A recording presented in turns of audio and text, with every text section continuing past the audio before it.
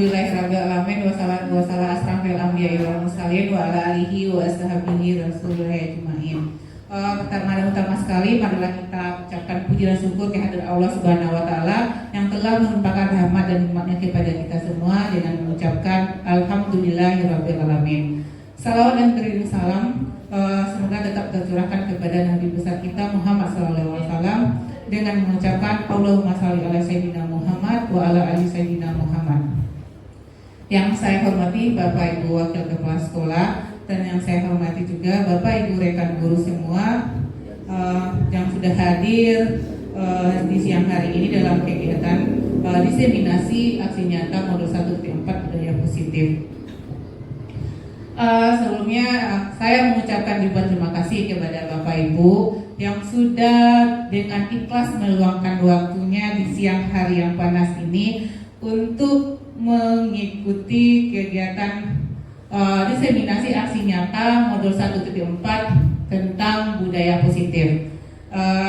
Bapak Ibu, kita santai aja ya di siang hari ini. Terkait dengan kegiatan ini memang merupakan salah satu tugas saya sebagai calon guru penggerak angkatan 8. Saya ditugaskan untuk mendiseminasikan atau mempresentasikan atau berbagi dengan Bapak Ibu tentang konsep budaya positif. Tapi setelah kegiatan ini nanti saya berharap Bapak Ibu mendapat konsep baru atau ilmu baru tentang budaya positif dan kita mudah-mudahan kita bersama-sama bisa menerapkan budaya positif ini di sekolah kita demi mewujudkan visi sekolah impian kita secara bersama-sama ya Bapak Ibu. Sebelum kita masuk ke konsepnya, saya punya kutipan kalimat dari Mahatma Gandhi yaitu tentang masa depan.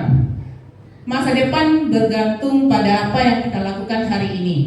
Jadi, jika kita di sini bersama-sama belajar bersama sekarang, kita berada di tempat yang benar untuk selangkah lebih maju dalam menggapai masa depan. Nah, jadi kita sini artinya saya di sini bukan bermaksud menggurui atau bagaimana, saya hanya berbagi ilmu yang saya dapatkan selama pendidikan di guru penggerak angkatan 8. Saya berbagi dengan Bapak Ibu hingga nanti ilmu itu sama-sama kita terapkan nanti di sekolah kita. Oke Bapak Ibu, kita lanjut aja. Sebelum masuk ke konsepnya, saya punya pertanyaan pematik dulu. Apakah Bapak Ibu setuju? Yang pertama, memberikan hukuman dapat mendisiplinkan siswa. Bagaimana Bapak Ibu? Setuju tidak? Memberikan hukuman itu bisa mendisiplinkan siswa? Tidak, ada setuju. Nah, yang kedua, memberikan hadiah bisa meningkatkan prestasi siswa. Setuju. Yang ketiga, guru harus dapat memberikan solusi untuk setiap siswa yang bermasalah.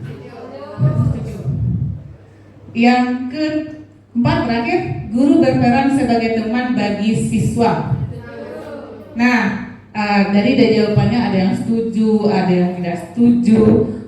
Untuk kita bisa menemukan jawaban yang paling tepat nanti kita bahas dulu tentang konsep budaya positif.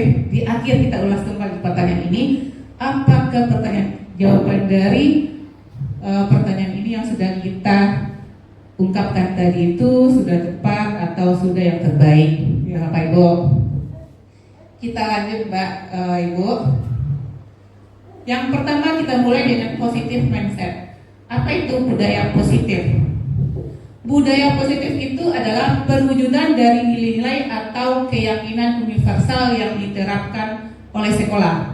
Jadi wujud dari nilai-nilai keyakinan universal, artinya keyakinan yang kita buat secara bersama, yang diterapkan di lingkungan sekolah. Kira-kira dalam konsep budaya positif, kira-kira budaya positif itu karakter yang baik atau yang buruk yang akan kita terapkan? Yang baik ya Bapak Ibu, yang semuanya karakter-karakter yang baik itu contohnya disiplin, bertanggung jawab, ya kan? budaya-budaya yang positif, semuanya yang bernilai baik. Nah, dalam konsep budaya positif itu ada konsep inti, 6 konsep inti yang akan kita bahas di sini. Yang pertama tentang disiplin positif, apa itu disiplin positif? Yang kedua, motivasi perilaku manusia, bagaimana manusia itu berperilaku, nanti apa motivasinya, dari intrinsik kah atau dari ekstrinsik.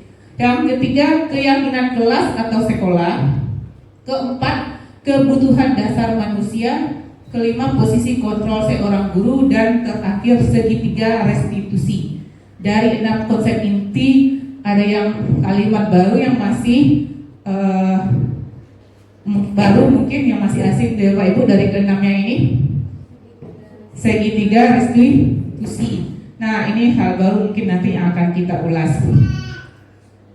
Lanjut Bapak Ibu, sebelum dimulai konsepnya, kita lakukan dulu permainan ini. Cobalah buka, permainan cobalah buka. Nah, permainan ini Bapak Ibu berpasangan dengan rekan sebelahnya. Konsepnya, oke Pak Mardi dengan Bu Tika dan Pak yang gadis ini. Kalau yang nggak ada berarti silakan cari teman sebelahnya. Pak Ipal boleh sama dengan Bu Tari. Nah, konsepnya Anda dan teman Anda akan melakukan kegiatan cobalah buka.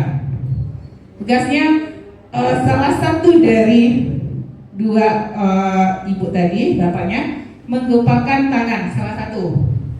Cobalah Anda bayangkan bahwa Anda menyimpan sesuatu yang sangat berharga di dalam kepalan tangannya. Sesuatu yang paling berharga apa? Misalnya emas, duit. Pokoknya seolah-olah kita mengempal sesuatu itu, dalam genggaman itu ada sesuatu yang paling berharga yang tidak ingin kita berikan kepada orang lain. Nah, tugas temannya, tugas rekannya adalah mencoba membuka kepala tangan kita dengan segala cara. Mungkin mencoba membujuk, dirayu, dihardik, dimarahi, digoda, digelitik kita agar kita mau membuka kepala tangan kita, bahkan dirayu dengan memberikan uang. Nah, boleh dicoba Bapak Ibu? Deh. Ada yang mau menawari uang? Nah, semuanya mencoba ya, ada yang berhasil. Nah, ada yang berhasil Bapak Ibu? Pak Marti berhasil ya? Rayuan gombal yang dikasih ini ketika. Nah, apakah Bapak Ibu akan membuka kepalan atau genggaman tangan Bapak Ibu ketika rekan Bapak Ibu membukanya? Apakah Bapak Ibu mau membuka nih? Ini ada sesuatu yang berharga ini dalam genggaman. Apakah Bapak Ibu mau membukanya? Walaupun sudah dirayu, walaupun sudah dikasih uang? Tidak. Mungkin tidak Bapak Ibu bersedia membuka kepalan tangannya itu. Bersedia atau tidak? Ada nggak kita mau membuka kepalan tangan kita? Mungkin mau, mungkin tidak. Nah, membuka dan tetap menggenggam tangan kita itu atas kontrol dari dalam diri kita, bukan karena rayuan Pak Nabi tadi kan ketika, bukan karena uang yang diberikan, tetapi kalau kita menggenggam sesuatu yang berharga dalam genggaman kita, apapun rayuan dari orang lain itu, kalau nggak ada kontrol dari dalam diri kita, kita mau membukanya atau bertahan menggempalnya, itu kan dalam diri dari kita. Nah, itu yang disebut nanti adalah kontrol diri, yaitu tidak ada kontrol dari diri dalam diri kita, nanti adalah motivasi ekstrinsik sama intrinsik, itu yang dari dalam atau yang dari luar. Itu yang akan kita bahas hari ini. Nah, dari permainan cobalah buka itu ada konsep tentang pergeseran paradigma, tentang kontrol dan paradigma kontrol dari Dr. William Glasser. Menurutnya ada 4. Yang pertama, ilusi guru mengontrol murid. Bagaimana selama ini kita menganggap kitalah yang mengontrol diri murid. Padahal ketika murid itu tidak mengikuti apa yang kita inginkan, berarti kita nggak bisa mengontrolnya kan. ada yang mengumpulkan tugas, tidak mudah. Dia ketika mengumpulkan tugas, tidak mengumpulkan tugas, itu kan muncul dari dalam dirinya sebenarnya. Berarti ilusi yang kita mengatakan kita mengontrol murid selama ini, sebenarnya murid itu yang mengontrol dirinya sendiri. Iya kan? Yang kedua, ilusi bahwa semua penguatan positif efektif dan bermanfaat. Tentang bahwa kita mengatakan setiap kita memberikan penguatan positif itu bermanfaat, efektif dan bermanfaat. Yang ketiga, ilusi bahwa kritik dan membuat orang merasa bersalah dapat menguatkan karakter. Benar nggak Ibu? Berdasarkan paradigma ini, apakah benar setiap kritikan yang kita berikan kepada orang lain atau siswa kita membuat dia merasa bersalah? Apakah itu bisa menguatkan karakter siswa? Kadang dia ada sisi positif sama negatifnya. Sisi positif mungkin ada yang menganggap itu sebagai cambukan, bisa dia berubah. Ada yang itu bisa juga menjadi bumerang, sehingga dia orang yang kritik atau merasa bersalah itu membuat dia minder atau selainnya, sehingga semakin melemahkan karakternya. Nah, yang keempat, ilusi bahwa orang dewasa memiliki hak yang untuk memaksa. Apakah benar kita sebagai orang dewasa punya hak untuk memaksa orang di bawah kita? Nah, tentang konsep teori ini, itulah yang disebut dengan stimulus respon lawan teori kontrol tentang pandangan tentang dunia. Artinya, dulu stimulus respon ini yang rangsangan yang datang dari luar, teori kontrol yang datang dalam diri kita. Nah, kalau berdasarkan stimulus respon, realitis atau kebutuhan itu kita menganggap sama, kebutuhan kita itu semuanya sama. Padahal secara pribadi dalam teori kontrol, kebutuhan kita itu berbeda, tidak sama dengan orang lain. Yang kedua, semua orang melihat hal yang sama. Menurut teori kontrol, setiap orang memiliki gambaran yang berbeda. Kita punya pendapat yang berbeda dengan orang lain. Yang ketiga, kita mencoba mengubah orang agar berpandangan sama dengan kita. Padahal sebenarnya kita berusaha memahami pendapat orang lain tentang dunia. Artinya kita nggak berhak untuk menyuruh orang lain berpendapat sama dengan kita. Orang lain itu punya hak, mereka punya pendapat sendiri-sendiri.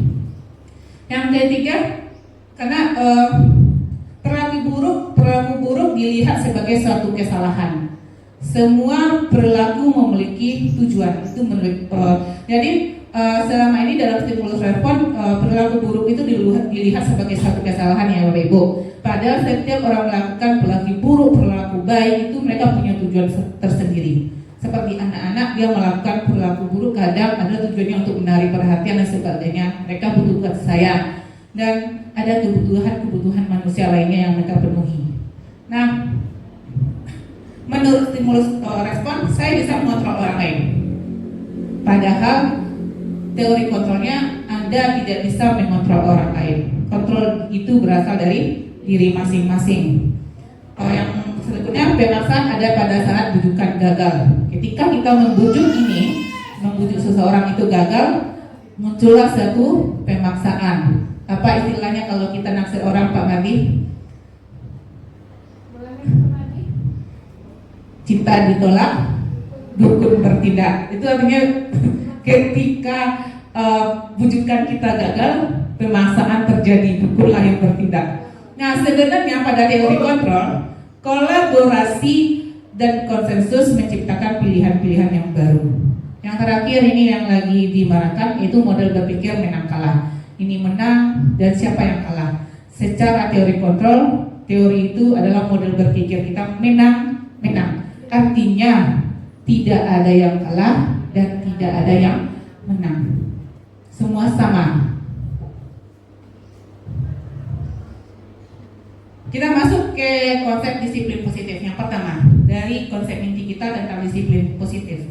Disiplin positif merupakan salah satu cara penerapan disiplin yang bertujuan untuk menumbuhkan kesadaran serta memberdayakan anak untuk melakukan sesuatu tanpa suguhan, ancaman maupun hukuman.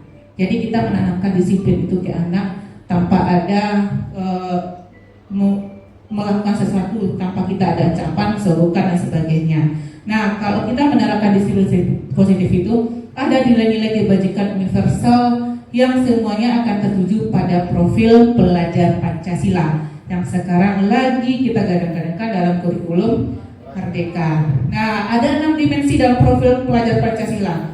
Beriman, bertakwa kepada Tuhan Yang Maha Esa dan berakhlak mulia. Yang kedua, kebinekaan global. Yang ketiga, bergotong royong, kreatif, bernalar kritis, dan mandiri. Tujuan akhir dari budaya positif kita itu adalah terciptanya profil pelajar Pancasila. Dalam misi positif ada tentang motivasi, hukuman, penghargaan, dan restitusi. Motivasi manusia itu, perilaku manusia itu ada 3. Setiap orang itu bersikap atau berperilaku ada 3 jenis motivasi. Yang pertama, dia menghindari atau ketidaknyamanan atau hukuman. Ketika dia melakukan sesuatu, anak datang ke sekolah memakai seragam, karena kalau nyampe di sekolah tidak pakai sepatu hitam, dia takut kena hukum atau sanksi. Nah, itu berarti ketika dia melakukan satu disiplin positif, tetapi karena motivasi menghindari hukuman. Motivasi berarti dari luar, bukan dari dalam dirinya.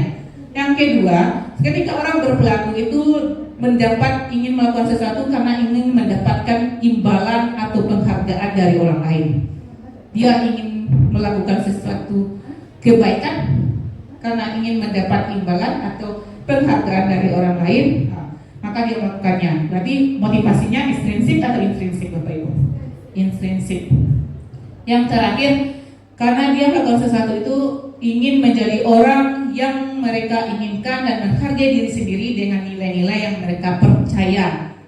Nah, ketika anak datang tepat waktu atau kita datang tepat waktu ke sekolah, bukan karena hukuman, bukan karena absensi dikirim ke pengawas dan sebagainya, tapi karena nilai-nilai kebaikan yang ada dalam tubuh, dalam diri kita, yang kita percaya bahwa datang tepat waktu itu adalah satu hal yang baik, muncul untuk kebaikan. Nah, namanya ini motivasi intrinsik. Jadi yang paling bagus itu motivasi itu adalah yang dari dalam diri kita sendiri, bukan karena orang lain atau dari luar. Tujuan dari disiplin positif adalah menanamkan motivasi yang ketiga. Nah, jadi tujuan dari disiplin positif itu adalah untuk menanamkan motivasi yang ketiga pada murid-murid kita, termasuk kita, yaitu untuk menjadi orang yang mereka inginkan dan menghargai diri sendiri dengan nilai-nilai yang mereka percaya. Jadi tujuan kita menerapkan disiplin positif di sekolah adalah untuk membentuk karakter yang seperti ini. Sekarang apa itu hukuman, konsekuensi, dan restitusi? Hukuman, beda hukuman dengan konsekuensi. Kalau hukuman itu sesuatu yang menyakitkan, tidak terencana, spontan, kita memberi hukuman, bersifat satu arah, bisa berupa hukuman fisik, psikis, atau verbal. Anak datang ke sekolah terlambat, secara spontan kita suruh lari keliling lapangan, itu namanya hukuman. Yang kedua, konsekuensi, sesuatu yang harus terjadi, bersifat terencana, sudah disepakati, bentuk-bentuk konsekuensinya dibuat oleh pihak guru. Kita sudah kasih sesuatu yang kita rencanakan, dia tidak mengumpulkan tugas. Kalau tidak mengumpulkan tugas, akan disuruh seperti ini. Nah, jatuhnya itu bukan hukuman, berarti itu adalah sebuah konsekuensi yang sudah kita rencanakan, yang sudah kita sepakati dengan siswa yang dibuat oleh guru.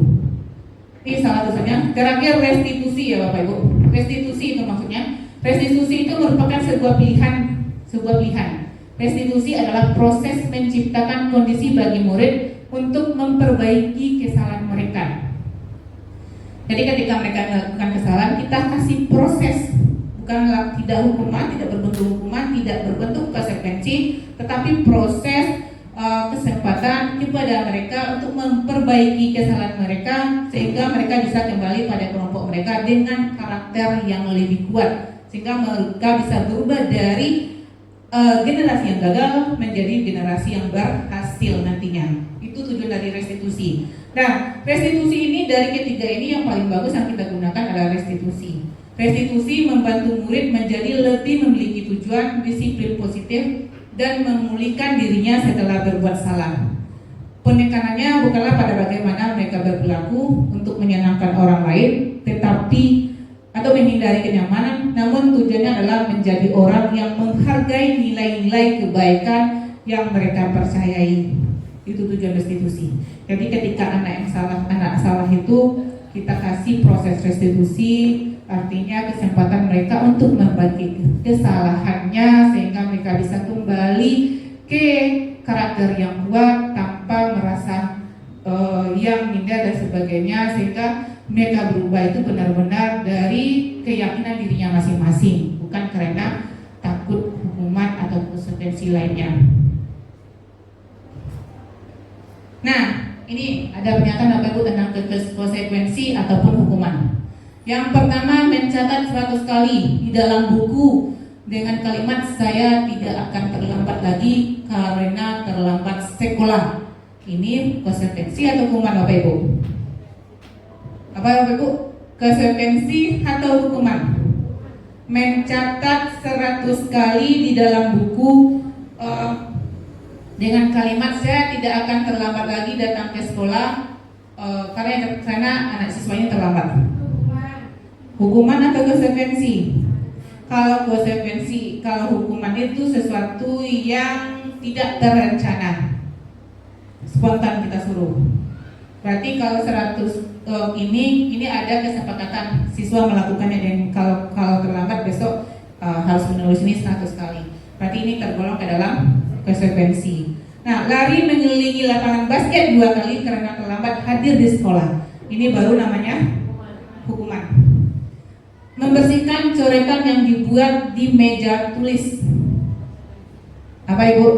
Konsekuensi. Murid diminta push up 15 kali karena tidak menggunakan masker di sekolah. Berdiri di depan kelas sambil menyangkal satu kaki karena tidak bisa menjawab pertanyaan.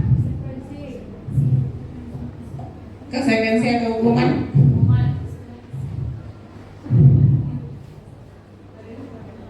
Berdiri di depan kelas. Berarti itu adalah sesuatu yang diberikan guru tanpa kesepakatan dengan siswanya. Berarti itu adalah hukuman.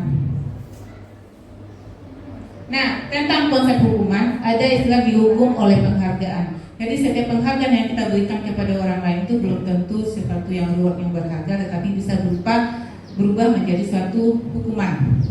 Yang pertama, pengaruh jangka panjang dan jangka pendek. Pengaruhnya, kalau yang penghargaan itu dihukum oleh penghargaan itu bisa berpengaruh terhadap jangka panjang dan jangka pendek. Yang kedua, penghargaan yang tidak efektif terhadap hal yang dilakukannya. Yang ketiga, penghargaan merusak hukuman, dan penghargaan mengurangi kualitas. Penghargaan bisa mematikan kreativitas. Penghargaan yang menghukum dan motivasi dalam diri atau intrinsik. Ini yang disebut dengan dihukum oleh penghargaan. Nah, kita lanjut Bapak Ibu ke konsep inti yang kedua, yaitu tentang keyakinan kelas. Mengapa kita harus membuat keyakinan kelas, bukan peraturan kelas? Apakah Bapak Ibu sudah ada yang melakukan buat keyakinan kelas atau kesepakatan kelas? Belum. Kalau setelah kita bahas ini, apa beda keyakinan dengan peraturan Bapak Ibu? Beda keyakinan dengan peraturan. Kita bikin keyakinan kelas atau peraturan kelas, apa bedanya? Atau kesepakatan kelas sama, apa bedanya dengan peraturan? Apa? Peraturan untuk dilanggar, itu yang disebut tadi dengan motivasi ekstrinsik. Kita takut karena hukuman. Apa beda peraturan dengan kesepakatan? Peraturan itu dibuat oleh kedua belah pihak atau satu pihak? Peraturan dibuat oleh satu pihak atau kedua belah pihak. Kalau kita di dalam kelas, peraturan dibuat oleh guru atau guru dan siswa?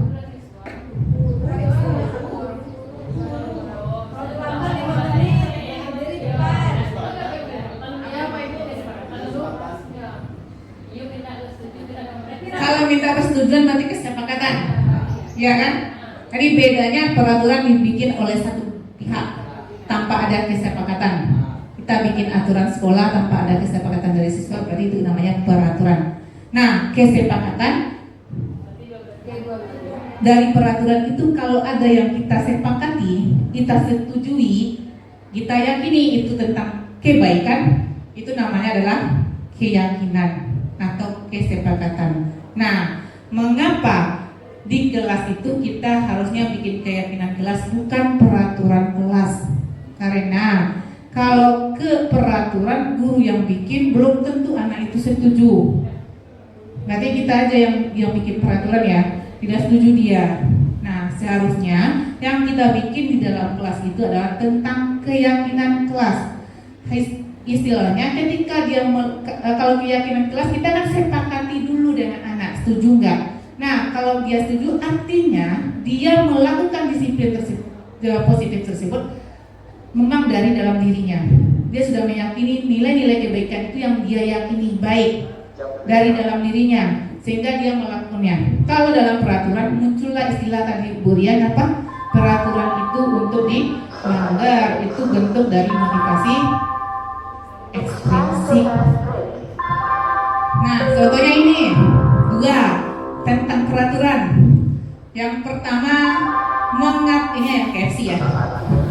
Yang pertama, mengapa kita memiliki peraturan tentang penggunaan helm pada saat mengendarai kendaraan roda 2 atau motor? Aturannya dan sebenarnya demi keselamatan. Nilai keselamatan di sini. Nilai budaya positifnya adalah nilai keselamatan. Nah, Bapak Ibu setelah menggunakan helm atau mengendarai kendaraan menggunakan helm, alasannya karena apa? Apa? Kalau kita pakai helm, kenapa? Takut razia. Berarti melakukan sesuatu karena takut hukuman. Takut mukanya hitam. Ya kan? Seharusnya Bapak Ibu polisi itu bikin peraturan tentang helm, itu sebenarnya nilai keselamatan, ya kan? Terjadi kecelakaan dan sebagainya, pelindung kepala. Nilai keselamatan yang ada di sana. Kalau kita meyakini itu adalah nilai keselamatan, kita menggunakan helm, iya kan? Kalau kita yakini itu karena takut razia, ya ketika nampak polisi aja kita gunakan helm. Ketika kita takut itu karena takut hitam, ya siang hari aja kita menggunakan helm, malam enggak. Itu motivasi ekstrinsik namanya. Nah, kedua, mengapa kita memiliki peraturan tentang penggunaan masker dan mencuci tangan? Ini kemarin waktu COVID. Ibu menggunakan masker karena aturan. Di sekolah harus menggunakan masker, kata pemerintah. Di tempatmu menggunakan masker. Padahal aturan pemerintah itu adalah untuk kesehatan, ya kan? Nilai kebaikannya adalah untuk kesehatan agar tidak tertular virus COVID-19. Nah, kalau ibu hanya karena takut hukuman menggunakan masker, tetapi kalau nilainya takut tertular demi kesehatan dan keselamatan, itu yang bagusnya adalah motivasi intrinsiknya. Itulah tentang keyakinan, sesuatu nilai yang kita yakini dari diri kita, nilai kebaikannya. Nah, keyakinan kelas, nilai-nilai keselamatan atau kesehatan inilah yang kita sebut sebagai suatu keyakinan, yaitu nilai-nilai kebaikan atau prinsip-prinsip universal yang disepakati bersama secara universal. Artinya kita sepakati bersama dulu, lepas dari latar belakang suku, negara, bahasa maupun agama. Keyakinan kelas dibuat berdasarkan kesepakatan antara guru dan siswa. Tadi buatnya kesepakatan dulu antara guru dan siswa yang sifatnya universal. Sedangkan peraturan kelas dibuat oleh hanya guru saja, bersifat satu arah, hanya satu belah pihak yang membuatnya. Itu beda peraturan dengan keyakinan. Pembentukan keyakinan kelas. Keyakinan kelas bersifat lebih abstrak daripada peraturan yang lebih rinci dan konkret. Kalau peraturan lebih rinci dan konkret panjang ya. Nanti keyakinan kelas berupa pernyataan-pernyataan universal. Yang ketiga, Pernyataan keyakinan kelas senantiasa dibuat dalam bentuk positif. Keyakinan kelas senantiasa kita buat dalam bentuk positif. Contohnya, kalau selama ini peraturan, janganlah buang sampah pada tempatnya, ya kan? Jangan adalah kalimat negatif. Sebenarnya kita nggak baik menggunakan kalimat jangan. Kita ubah menjadi kalimat positif. Buanglah sampah pada tempatnya. Jangan terlambat datang ke sekolah. Kita ganti dengan hadir tepat waktu. Itulah maksud dari pernyataan keyakinan kelas senantiasa dibuat dalam bentuk positif. Keyakinan kelas hendaknya tidak terlalu banyak. Kalau dapat sih sekitar 3 sampai 6 agar mereka mudah mengingatnya dan meyakininya. Tentang jangan terlalu banyak, nanti kalau terlalu banyak mereka juga yang melanggar sendiri. Agar semua mudah diingat dan dipahami oleh semua warga kelas. Keyakinan kelas sebaiknya sesuatu yang dapat diterapkan di lingkungan tersebut, di lingkungan kelasnya, ruang lingkupnya tadi kelas. Nah, semua warga kelas hendaknya ikut berkontribusi dalam pembuatan keyakinan kelas. Semua anak di dalam kelas itu kita libatkan untuk membuat keyakinan dalam bentuk surah pendapat. Bersedia meninjau kembali setelah mereka mencurahkan pendapatnya, kita bersedia meninjau kembali tentang keyakinan kelas tersebut dari waktu ke waktu, berjalan tidak secara efektif. Prosedur pembentukan keyakinan kelas di kelas nih, kalau Bapak Ibu belum melakukan, mungkin nanti bisa dicoba untuk mengarahkan kepada budaya positif. Ini pertama, kita mempersilahkan warga sekolah atau siswa untuk mencurahkan ide tentang peraturan yang disepakati. Saya sudah melakukannya, mencoba di kelas. Saya kasih mereka kertas take note satu persatu. Silakan mereka bikin 1 atau 2 tentang keyakinan peraturan yang mereka yakini untuk meningkatkan budaya positif.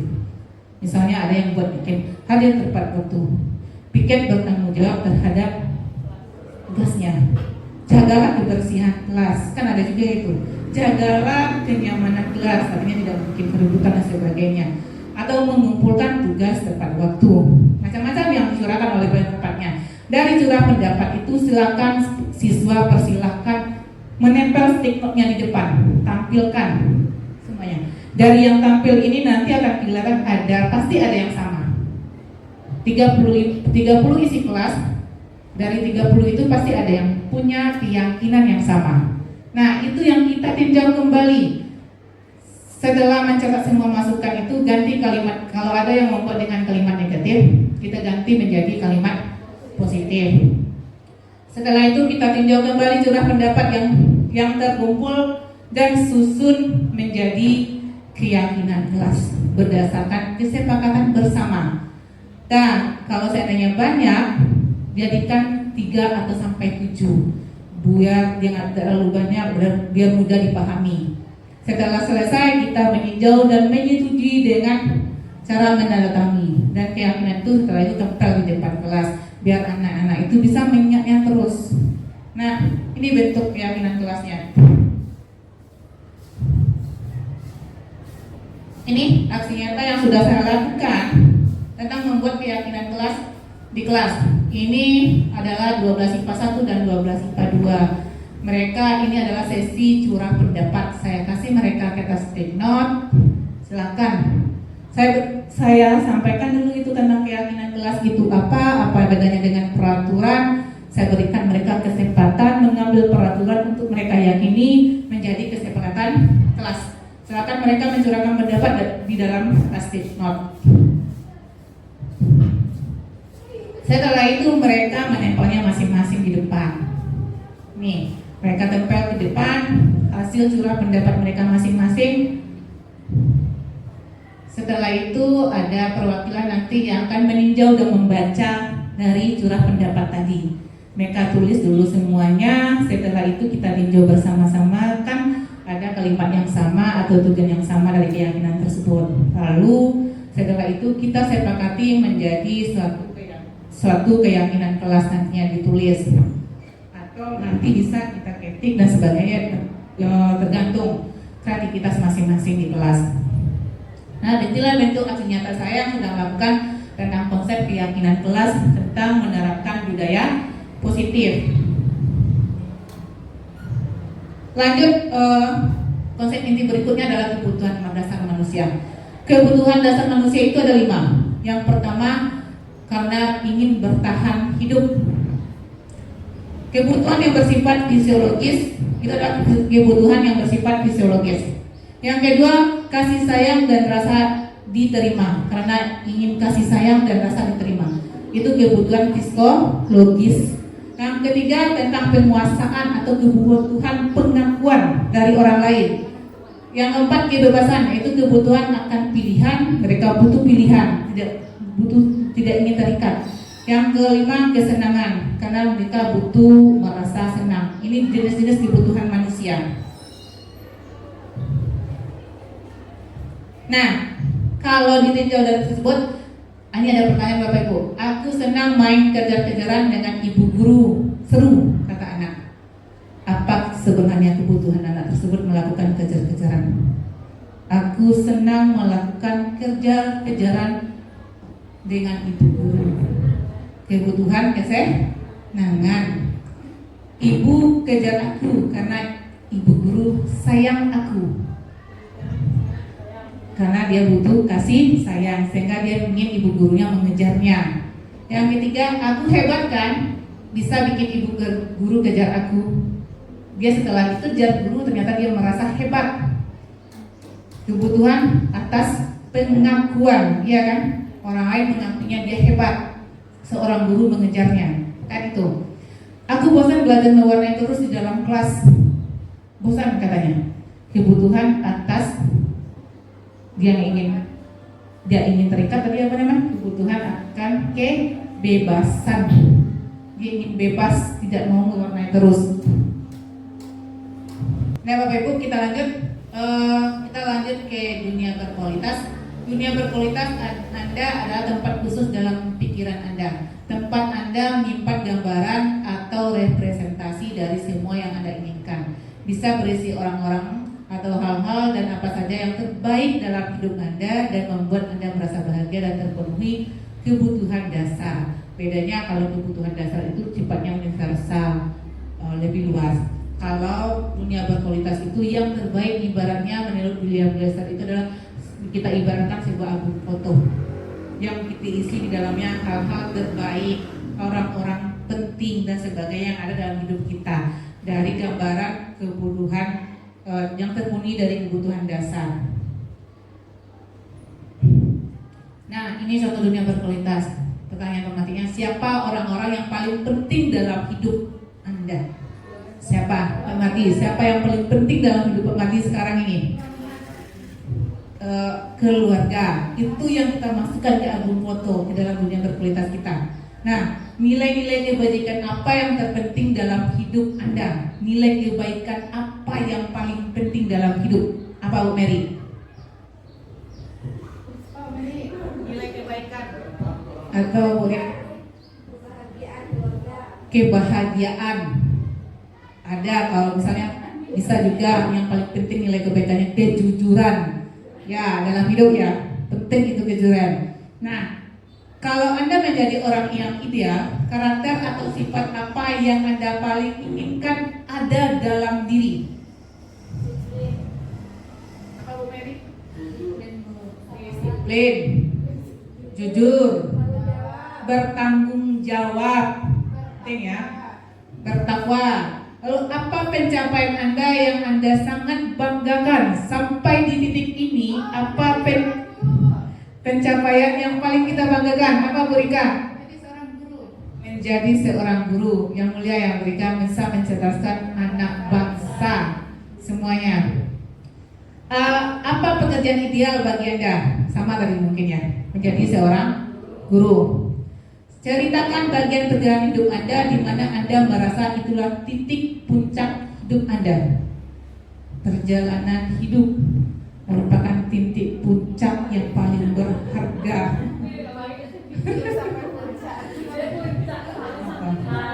Kalau belum sampai ke puncaknya, masih ada puncak yang akan dicapai ya Bu Mary. Masih banyak nih, married belum, anak belum, P3K belum, PPG belum, masih ada titik pencak yang akan dicapai ini.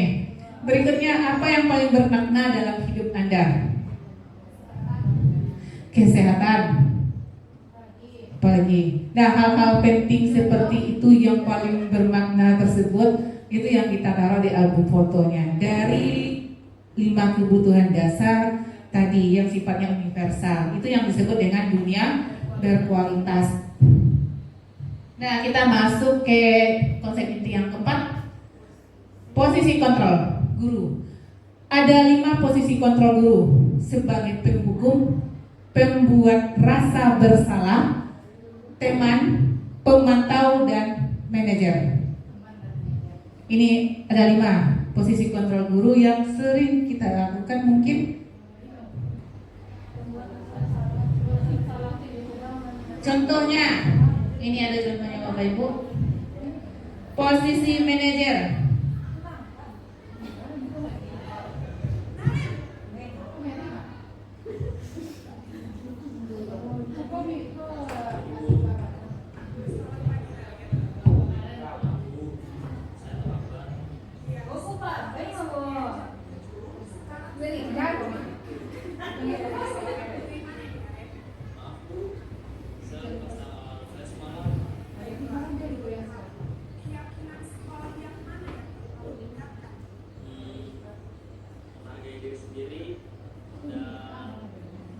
Lupa saya menonton sih.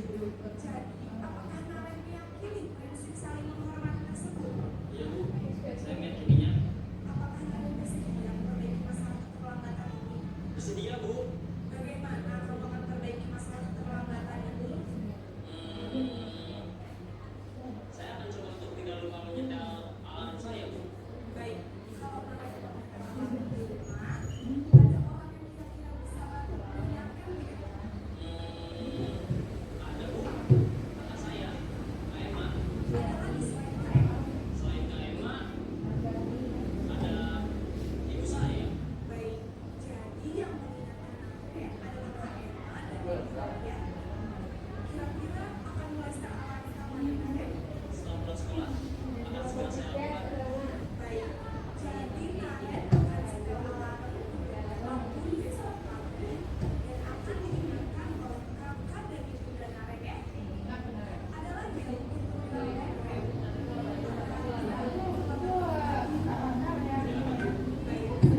Terima kasih sudah sangat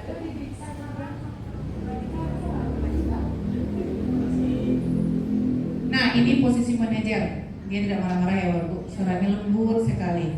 Dan seperti suara Bu Rian. Ya, kita mulai, harusnya saya mulai dari posisi ini dulu. Mungkin aja Pak Mardi.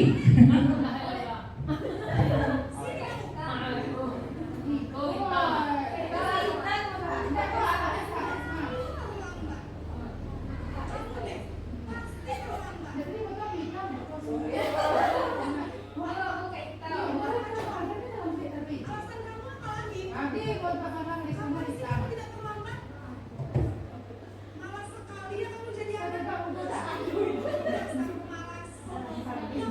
Kapok sih kamu. Sudah berapa kali terlambat? Mari kita melakukannya Bapak Ibu.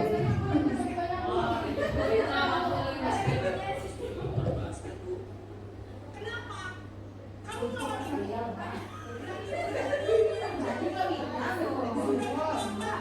Berani jawab enggak? Sekarang, berikan lapangan basket 5 kali sekalian. Lihat aku. Cepat. Pergi sana ke lapangan basket. Ini posisi penghukum ya Bapak Ibu. Langsung dihukum ke lapangan basket.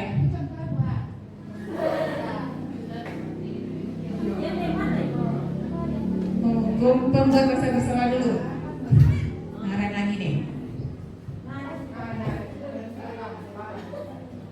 Ibu. Narek. Kamu terlambat lagi, Nak. Ya Tuhan, Narek. Kamu senang ya bikin ibu susah ya? Kamu terlambat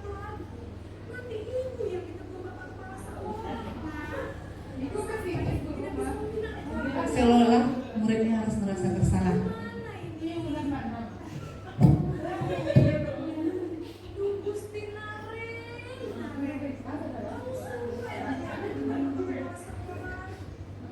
Terus sekarang ibu harus tulis apa ini di buku absen? Ini kamu sudah sering mengalami loh.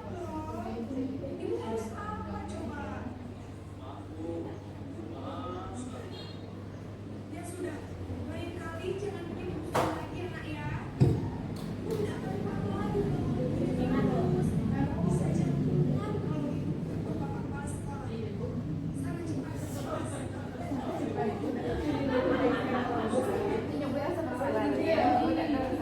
Posisi membuat rasa bersalah, suaranya itu memelas.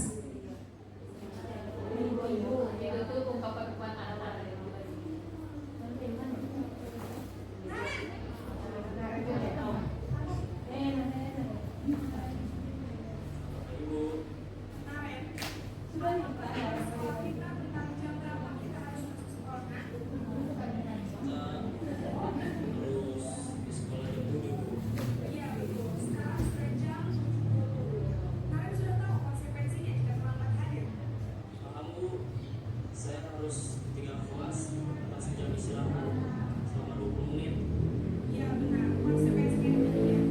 Jadi nanti jam 9 pas istirahat, kamu harus tinggal di kelas, kerjakan tugas tambahan, tinggal di dapur ya.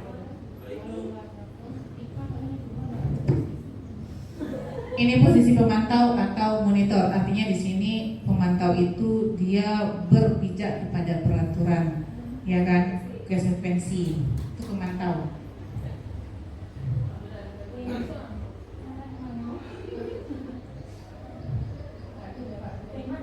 Teman lagi ya, satu lagi apa itu teman.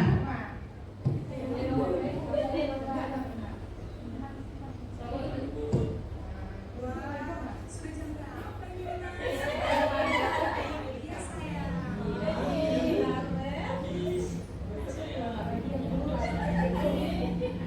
Kamu malah menyalahkan ibu kamu. Bukannya anak yang paling kencang. Saya memang lambat bangun tadi dari saya kencang tetap kerja, Bu. Ya sudah sayang. Lain kali lainnya kencang lagi ya. Biar gak terlambat lagi. Bikin sama ibu. Bisa, Bu. Iya.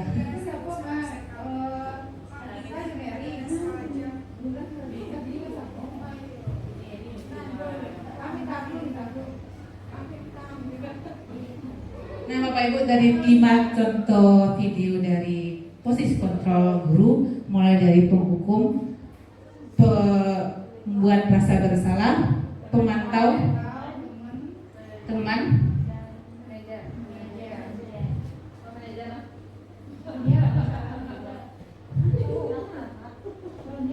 nih penghukum, seorang penghukum bisa menggunakan hukuman fisik maupun verbal. Tadi hukumannya fisik ya Bapak Ibu, disuruh lari keliling lapangan basket, nada suaranya itu tinggi, bahasa tubuhnya mata melotot, naren katanya tadi kan, mungkin narennya, dan jari menunjuk-nunjuk menghardik. Contoh dari seorang penghukum. Posisi kontrolnya, pembuat rasa bersalah, nada suaranya memelas, aduh naren, nanti ibu kena marah sama kepala sekolah. Itu kan suaranya memelas, sedih, bahasa tubuhnya merapat pada anak dan lesu seolah sehingga anak merasa bersalah karena dia melakukan kesalahan. Yang ketiga, posisi teman. Posisi teman pada guru itu bisa bernilai negatif, bisa bernilai positif. Nah, suaranya ramah, akrab nih, akrab seolah akrab dengan siswanya dan merapat pada murid, mata tersenyum dari anak. Ibu, kata anaknya dengan seolah dia dekat sama gurunya. Dia punya sisi positif sama negatif. Posisi positif, anak kan enggak merasa takut dan sebagainya. Kalau posisi negatif, ketika guru tidak bisa berada di posisi tersebut, akan memunculkan kecewa pada anak atau hal-hal lainnya. Tadi ada posisi positif dan negatifnya. Pemantau, posisi pemantau berdasarkan pada peraturan dan konsekuensi.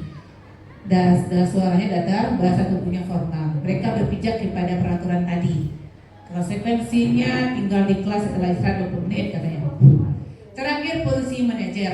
Posisi manajer ini adalah posisi mentor di mana guru berbuat sesuatu bersama dengan murid, mempersilahkan murid mempertanggungjawabkan perilakunya, mendukung murid agar dapat menemukan solusi atas permasalahannya sendiri. Dia menemukan solusinya. Tadi apa? Katanya dia terlambat bangun. Apa solusinya? Saya akan menyalakan alarm ibu. Ada nggak yang bisa membangunkan? Katanya. Dia mengontrol, memantau atau mendukung atau membantu siswa menemukan solusi dari permasalahannya. Nah, suaranya itu tulus, bahasa tubuh tidak kaku dan mendekat ke murid. Ini posisi kontrol. Yang mana yang paling ideal, Bapak Ibu? Posisi manajer. Itu yang paling ideal. Nah, kita lanjut. Terakhir, konsep inti terakhir yang masih asing tadi yaitu tentang segitiga restitusi. Ini proses penyelesaian masalah pada siswa. Segitiga restitusi ada 3 tahap prosesnya. Pertama, menstabilkan identitas. Kedua, memvalidasi tindakan yang salah. Yang ketiga, menanyakan keyakinan. Jadi ketika kita menyelesaikan masalah itu, kita ada 3 tahapnya. Kita pertama contoh kita menstabilkan identitas itu, kita tidak menyatakan di awal itu tidak kamu salah, bukan seperti itu. Jadi berbuat salah itu tidak apa-apa, misalnya seperti itu dulu kalimatnya. Atau tidak ada manusia yang sempurna. Ibu juga pernah melakukan hal seperti itu, misalnya kita bisa menyelesaikan ini bersama-sama. Itu adalah contoh menstabilkan identitas. Ketika anak kita panggil, dia takut dengan kesalahannya, kita stabilkan rasa-rasanya dulu, stabilkan identitasnya dulu. Setelah itu validasi tindakan yang salah, baru kita validasi. Padahal kamu bisa melakukan yang lebih buruk dari ini. Kamu pasti punya alasan mengapa melakukan ini. Apa alasannya kamu melakukan ini? Kalau kamu terlambat, apa alasannya kamu terlambat? Kita berikan kesempatan mereka menyampaikan alasannya terlambat.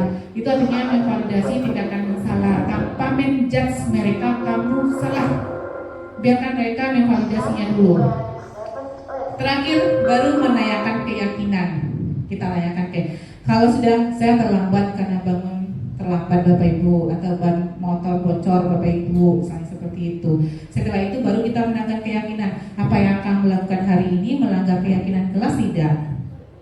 Iya Bapak Ibu. Keyakinan yang mana?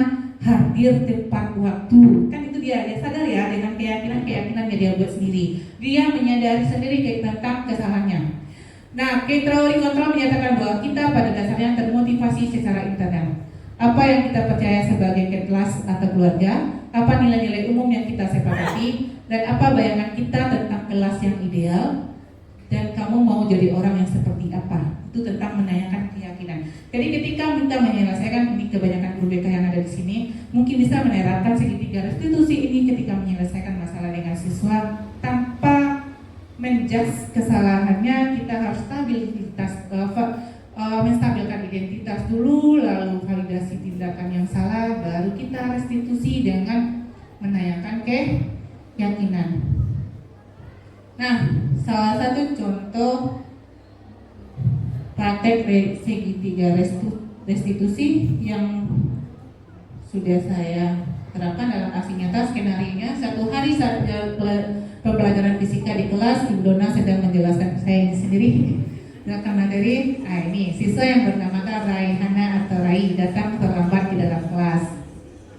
Saya sedang menjelaskan. Kita persilahkan dia belajar dulu, baru kita panggil. Setelah prosesnya kita panggil di dalam kelas.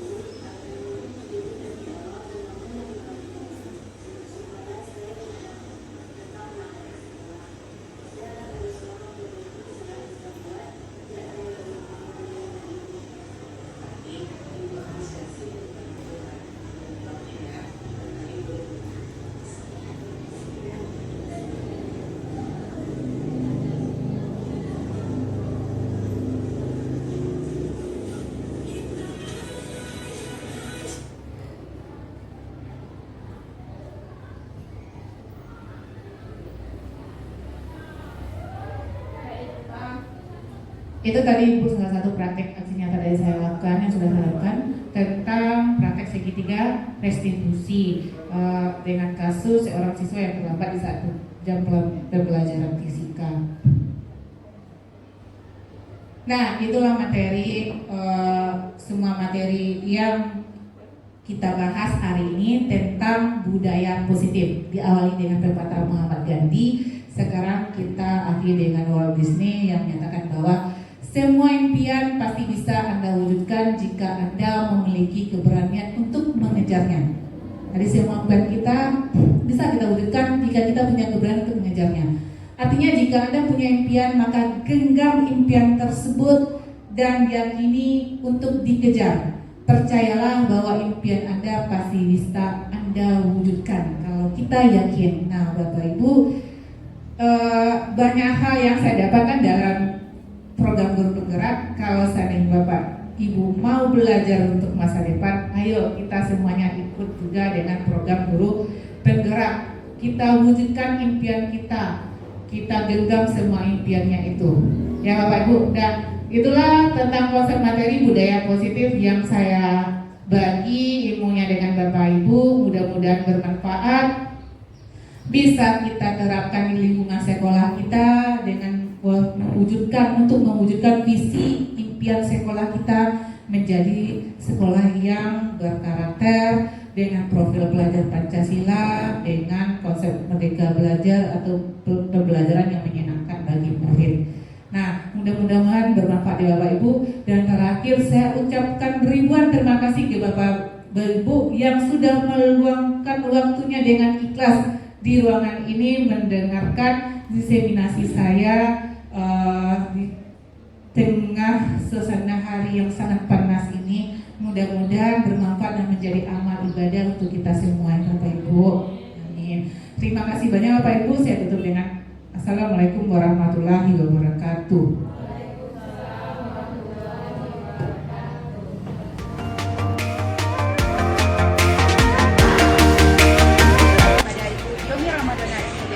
Karena sudah memberikan diseminasinya kepada kita semua tentang budaya positif. Alhamdulillah diseminasi yang diberikan Ibu Yomi Ramadhana sangat bermanfaat untuk kami semua. Terima kasih.